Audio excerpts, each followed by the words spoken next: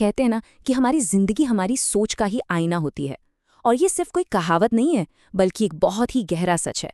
तो आज आइए एक भिखारी और एक व्यापारी की कहानी के जरिए ये समझते हैं कि कैसे सोच में आया एक छोटा सा बदलाव किसी की पूरी दुनिया को बदल सकता है।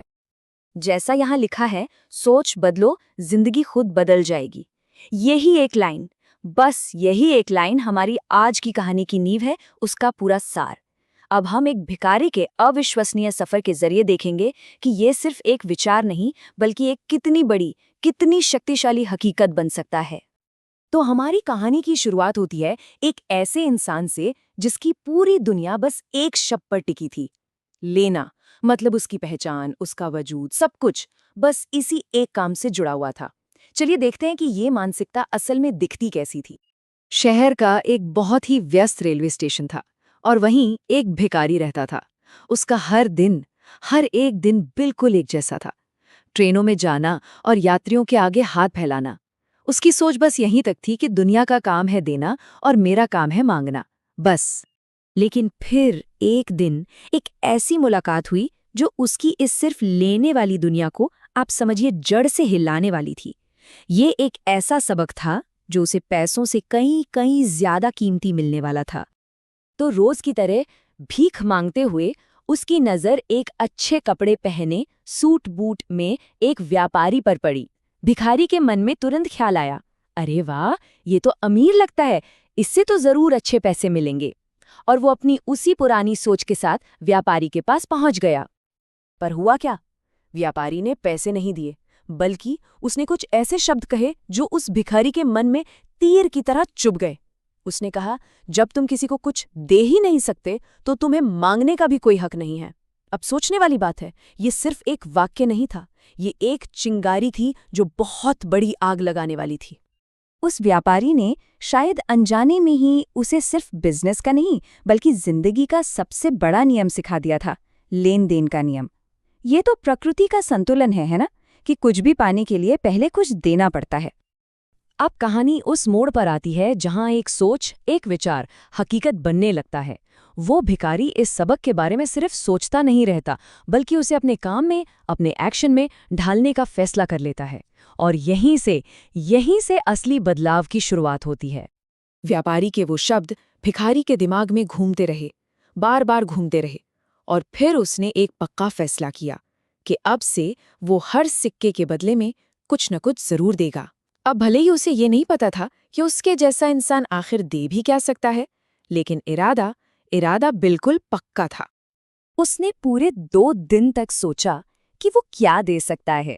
फिर अचानक उसकी नज़र स्टेशन के पास खिले हुए सुंदर फूलों पर पड़ी और दिमाग में एक आइडिया आया, क्यों ना मैं लोगों को भीख के बदले में ये फूल दूं। बस उसने फूल तोड़े और अपनी नई जिंदगी शुरू कर दी।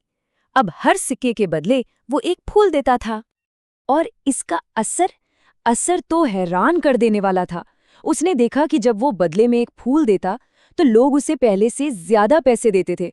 लोगों के चेहरे पर एक अलग सी खुशी होती थी।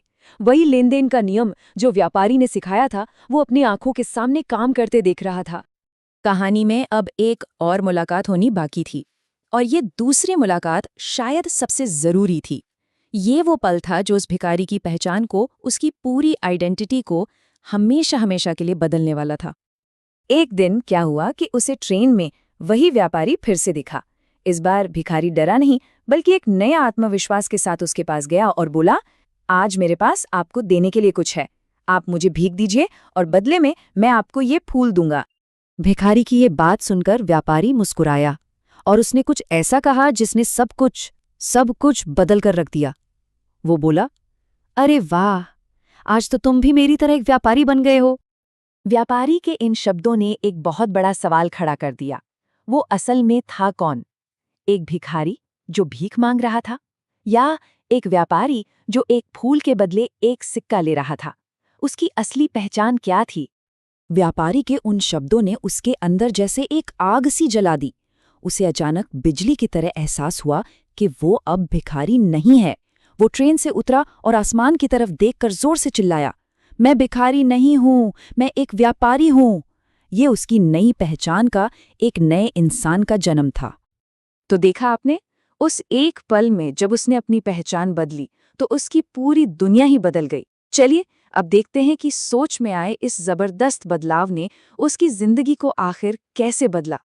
6 महीने बाद उसी स्टेशन पर उन दोनों की फिर मुलाकात हुई, लेकिन इस बार सामने कोई भिखारी नहीं था, बल्कि सूट पहने एक कामयाब, एक सफल फूल व्यापारी खड़ा था। उसकी दुनिया इसलिए नहीं बदली थी कि उसके हालात बदल गए थे। नहीं, उसकी दुनिया इसलिए बदली थी क्योंकि उसने अपनी सोच बदल ली थी। तो ये कहानी असल में दो अलग अलग मानसिकता की कहानी है। एक तरफ है भिखारी की सोच जो सिर्फ लेने पर टिकी थी, और दूसरी तरफ है व्यापारी की सोच जो मूल्य के लेन देन पर चलती है। एक सोच कहती है मैं जो हूं बस वही रहूंगा, जबकि दूसरी सोच कहती है नहीं, मेरी पहचान मेरे काम से, मेरे कर्मों से बनती है। तो इस पूरी कहानी से हमें क्या गहरे सबक मिलते हैं? पहला, कि सफलता कहीं बाहर नहीं, हमारे अपने विचारों में ही छिपी है। दूसरा, कि देने का नियम ही पाने का रास्ता खोलता है।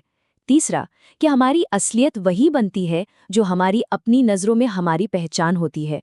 और हाँ, सबसे ज़रूरी कि आत्मसम्मान, सेल्फ रिस्पेक्ट ही किसी भी तरक्की की पहली सीढ़ी है। और आखिर में ये कहानी हम सब के लिए एक बहुत गहरा सवाल छोड़ जाती है। एक ऐसा सवाल जिस पर हम सभी को सोचना चाहिए कि हमारी सोच हमें क्या बना रही है, एक भिखारी या एक व्यापारी, सिर्फ लेने वाला या देने वाला। इसका फैसला सिर्फ और सिर्फ हमारे अपने विचारों पर निर्भर करता है।